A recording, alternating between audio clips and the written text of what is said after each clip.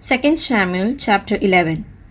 The following spring, at the time of the year when kings usually go to war, David sent out Joab with his officers and the Israelite army. They defeated the Ammonites and besieged the city of Rabbah. But David himself stayed in Jerusalem. One day, late in the afternoon, David got up from his nap and went to the palace roof. As he walked about up there, he saw a woman having a bath. She was very beautiful. So he sent a messenger to find out who she was, and learnt that she was Bathsheba, the daughter of Eliam, and the wife of Uriah the Hittite. David sent messengers to fetch her. They brought her to him, and he made love to her. Then she went back home. Afterwards she discovered that she was pregnant and sent a message to David to tell him. David then sent a message to Joab, "Send me Uriah to the Hittite." So Joab sent him to David. When Uriah arrived, David asked him if Joab and the troops were well and how the fighting was going. Then he said to Uriah, "Go home and rest a while." Uriah left, and David sent a present to his home. But Uriah did not go home. Instead, he slept at the palace gate with the king's guards. When David heard that Uriah had not gone home, he asked him, "You have just returned after a long absence. Why didn't you go home?" Uriah answered, "The men of Israel and Judah are away at the war, and the covenant box is with them. My commander Joab and his officers are camping out in the open. How could I go home, eat and drink, and sleep with my wife?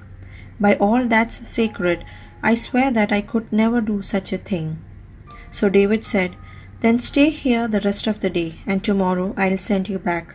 So Uriah stayed in Jerusalem that day and the next. David invited him to supper and made him drunk. But again that night Uriah did not go home.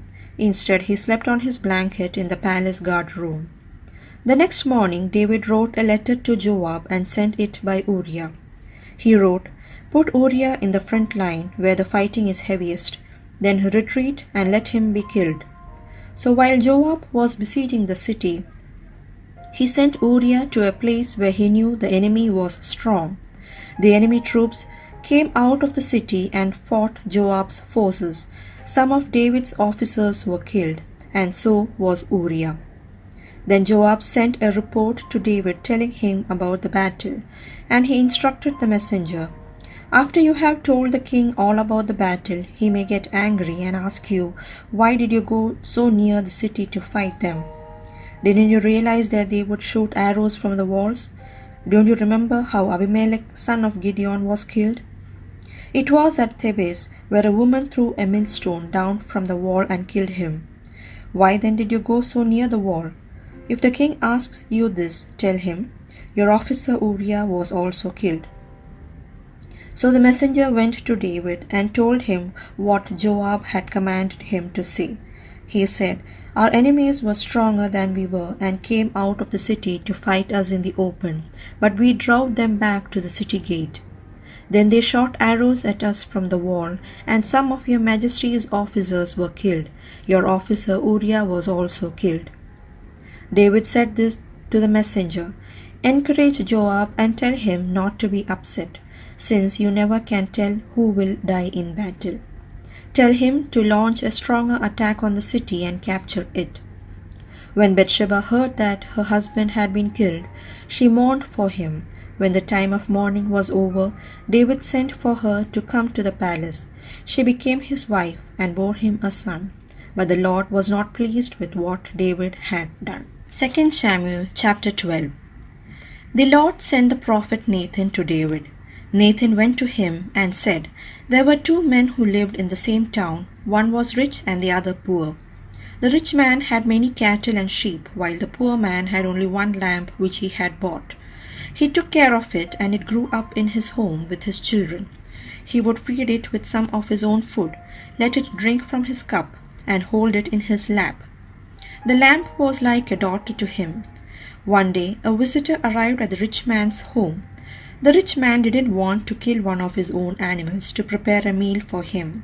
Instead, he took the poor man's lamb and cooked a meal for his guest. David was very angry with the rich man and said, "I swear by the living Lord that the man who did this ought to die.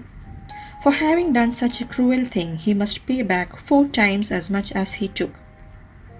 You are that man, Nathan said to David, and this is what the Lord God of Israel says. I made you king of Israel and rescued you from Saul. I gave you his kingdom and his wives. I made you king over Israel and Judah. If this had not been enough, I would have given you twice as much. Why then have you disobeyed my commands? Why did you do this evil thing? You had Uriah killed in battle. You let the Ammonites kill him, and then you took his wife. Now, in every generation, some of your descendants will die a violent death, because you have disobeyed me and have taken Uriah's wife. I swear to you that I will cause someone from your own family to bring trouble on you. You will see it when I take your wives from you and give them to another man, and he will have intercourse with them in broad daylight. You sinned in secret, but I will make this happen in broad daylight for all Israel to see. I have sinned against the Lord, David said. Nathan replied, The Lord forgives you. You will not die.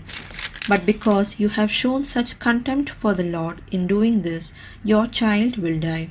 Then Nathan went home. The Lord caused the child that Uriah's wife had borne to David to become very ill. David prayed to God that the child would get well. He refused to eat anything, and every night he went into his room and spent the night lying on the floor. His court officials went to him and tried to make him get up, but he refused and would not eat anything with them. A week later the child died, and David's officials were afraid to tell him the news. They said, While the child was living, David wouldn't answer us when we spoke to him. How can we tell him that his child is dead? He might do himself some harm. When David noticed them whispering to each other, he realized that the child had died. So he asked them, Is the child dead? Yes, he is, they answered. David got up from the floor, had a bath, combed his hair, and changed his clothes. Then he went and worshipped in the house of the Lord. When he returned to the palace, he asked for food and ate it as soon as it was served. We don't understand this, his officials said to him. While the child was alive, you wept for him and would not eat, but as soon as he died, he got up and ate. Yes, David answered, I did fast and weep while he was still alive. I thought that the Lord might be merciful to me and not let the child die. But now that he is dead, why should I fast? Could I bring the child back to life? I will some day go to where he is, but he can never come back to me. Then David comforted his wife Bathsheba. He had intercourse with her, and she bore a son, whom David named Solomon. The Lord loved the boy, and commanded the prophet Nathan to name the boy Jedidah, because the Lord loved him. Meanwhile, Joab continued his campaign against Rabbah, the capital city of Ammon, and was about to capture it. He sent messengers to David to report, I have attacked Rabbah and have captured its water supply. Now gather the rest of your forces, attack the city, and take it yourself. I don't want to get the credit for capturing it. So David gathered his forces, went to Rabbah, attacked it, and conquered it. From the head of the idol of the Ammonite god Molech, David took a gold crown which weighed about 35 kilograms and had a jewel in it. David took the jewel and put it in his own crown. He also took a large amount of loot from the city and put its people to work with saws, iron hoes, and iron axes, and forced them to work at making bricks. He did the same to the people of all the other towns of Ammon. Then he and his men returned to Jerusalem. 2 Samuel chapter 13. David's son Absalom had a beautiful unmarried sister named Thoma. Amnon, another of David's sons, fell in love with her. He was so much in love with her that he became ill, because it seemed impossible for him to have her as a virgin. She was kept from meeting men. But he had a friend, a very shrewd man named Jonadab, the son of David's brother Shammah. Jonadab said to Amnon, You are the king's son, yet day after day I see you looking sad. What's the matter? I am in love with Thoma, the sister of my half-brother Absalom, he answered. Jonadab said to him, Pretend that you are ill and go to bed.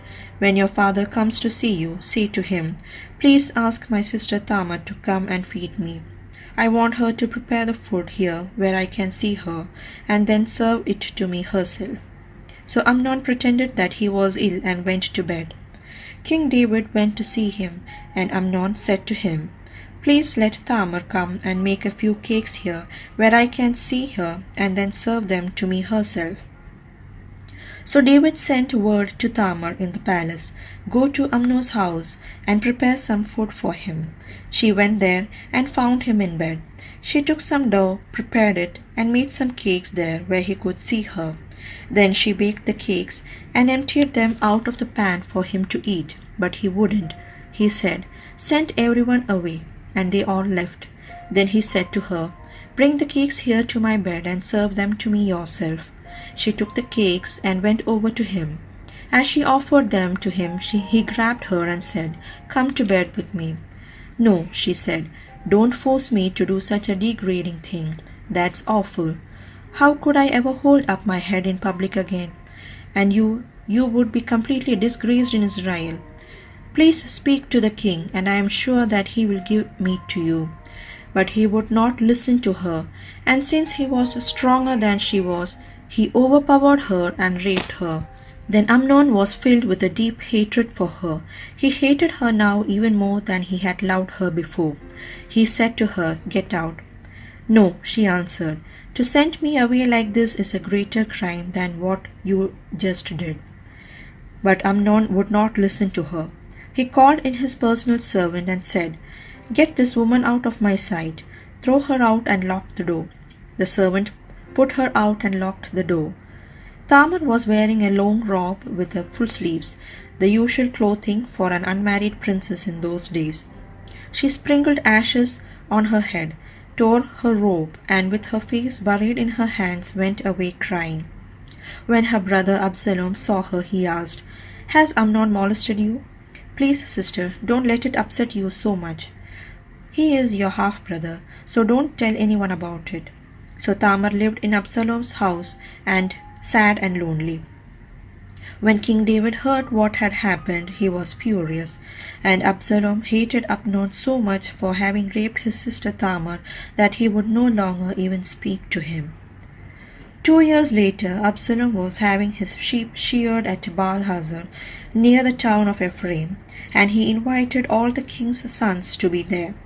He went to King David and said, 'Your Majesty, I am having my sheep sheared.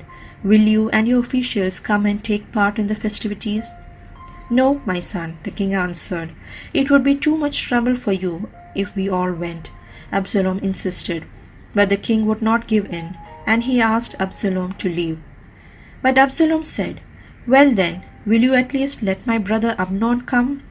'Why should he?' the king asked.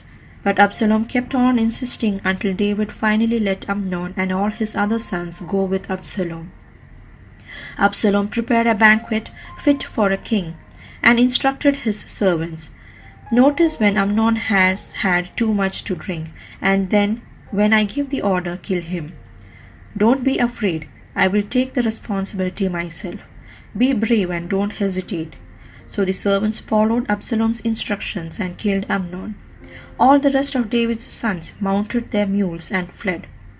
While they were on their way home, David was told, 'Absalom has killed all your sons. Not one of them is left.' The king stood up, tore his clothes in sorrow, and threw himself to the ground. The servants who were there with him tore their clothes too also. But Jonadab, the son of David's brother Shammah, said, 'Your Majesty, they haven't killed all your sons. Only Amnon is dead.' You could tell by looking at Absalom that he had made up his mind to do this from the time that Amnon raped his sister Tamar. So don't believe the news that all your sons are dead. Only Amnon was killed." In the meantime, Absalom had fled.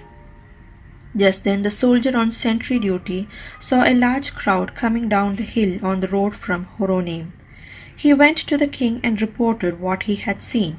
Jonadab said to David, "Those are your sons coming, just as I said they would."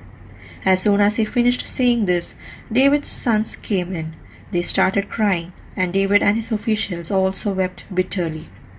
Absalom fled and went to the king of Geshur, Talmai son of Ammihud, and stayed there 3 years. David mourned a long time for his son Amnon. But when he got over Amnon's death, he was filled with longing for his son Absalom.